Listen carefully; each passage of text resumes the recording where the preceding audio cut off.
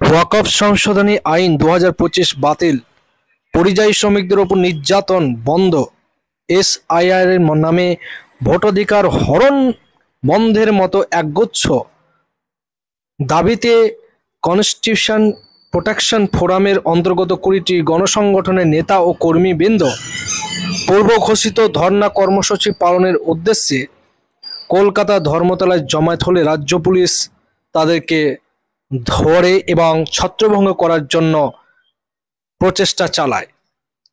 তাদের দফায় দফায় গ্রেপ্তার করে। তার তীব্র নিন্দা জানিয়ে রাজ্য সরকারকে কড়া ভাষায় আক্রমণ করলেন ওয়েলফেয়ার পার্টি অফ ইন্ডিয়া উত্তর মুর্শিদাবাদ জেলার সংগঠন রঘুনাথগঞ্জ 2 নম্বর ব্লক থেকে।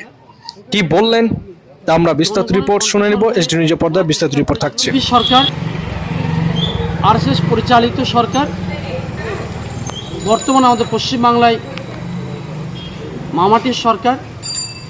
আমরা প্রতিটি পদক্ষেপ লক্ষ্য করছি, যেমন বিজেপি বা তার আনুষঙ্গিক যে সংগঠনগুলি রয়েছে, আমরা বিগত কয়েকদিন আগে লক্ষ্য করলাম সেখানে তারা মুসলিমদেরকে টার্গেট করে যে শব্দ ভারত তারা ব্যবহার করেছে এবং মুসলমানদেরকে লক্ষ্য টার্গেট করে যেভাবে তারা কদর্য ভাষা কথা বলেছে, তারা রাজপথের বুকে এইভাবে দাপিয়ে বাড়ার পরে তাদের নিয়ে কোনো উচ্চবাচ্য কিছু বলা হয় না।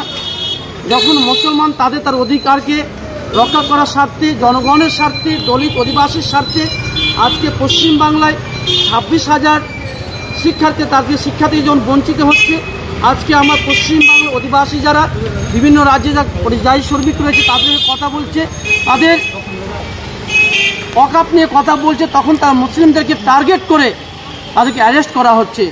আমাদের মুর্শিদাবাদের বুকে আমরা দেখেছি এই ওয়াকফ নিয়ে তিনি বলে গেছিলেন যে এই ওয়াকফে কোনো আলোচনা করা যাবে না, কোনো ধর্মমঞ্চ করা যাবে না। আমরা বলতে চাই, ওয়েলফেয়ার পার্টি অফ ইন্ডিয়া বলতে চাই, বা আমরা বিভিন্ন সংগঠন মিলে আমরা এটা করে দেখিয়ে দেবো আগামী দিনে এই পশ্চিমবাংলার বুকে আমরা আমার অধিকারকে কীভাবে বাস্তবায়ন করতে হয় সেটা আমরা রাজ্য সরকারকে জানাতে চাই যে আমরা আমাদের অধিকারকে বাস্তবায়ন করে দেখাবো। কারণ আমার অধিকার দেওয়া হয়েছে, রাইট অফ স্পিচ বলা হয়েছে যে সেখানে আমাকে আমার অধিকার আমার বলতে হবে।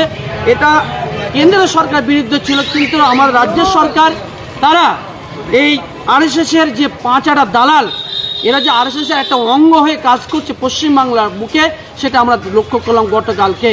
কারণ যখন এই শুভেন্দু অধিকারী বা তার দোসররা যখন কোনো করে আন্দোলন করে তাদেরকে অ্যারেস্ট করা হয় না, কিন্তু মুসলমান যখন তাদের অধিকার নিয়ে কথা বলে, মসজিদ মাদ্রাসা নিয়ে কথা বলে, শিক্ষা নিয়ে কথা বলে, অধিবাসী কী বলে আপনার দলিত শ্রেণী পিছিয়ে পড়া সমাজের হয়ে কথা বলে, তখন তাদেরকে অ্যারেস্ট করা হয়, তাদেরকে গ্রেপ্তার করা হয়, বিনা বিচারে নির্দ্বিধায় রেখে দেওয়া হয়।